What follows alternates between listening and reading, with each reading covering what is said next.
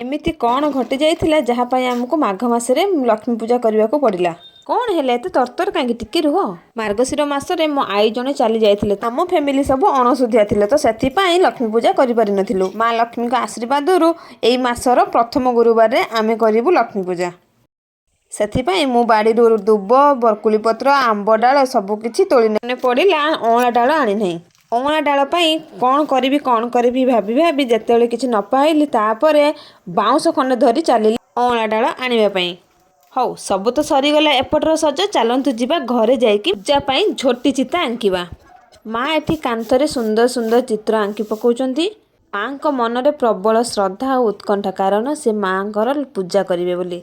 ସେ ନିଜ ହାତରେ ସବୁଆଡ଼େ ଝୋଟି ଚିତା ଆଙ୍କିକି ମା ଲକ୍ଷ୍ମୀଙ୍କ ପୂଜାରେ ବସି ପଡ଼ିଲେ। ମା ଲକ୍ଷ୍ମୀଙ୍କ ପୂଜା ଆପଣଙ୍କୁ କେମିତି ଲାଗିଲା? ଯଦି ଭଲ ଲାଗିଛି ତାହେଲେ ଗୋଟେ ଲାଇକ୍, କମେଣ୍ଟ ଆଉ ତା ସହିତ ସବସ୍କ୍ରାଇବ୍ କରିଦେବେ। ରହିଲି ସାଙ୍ଗମାନେ, ବାଏ। ଜୟ ମା ଲକ୍ଷ୍ମୀ।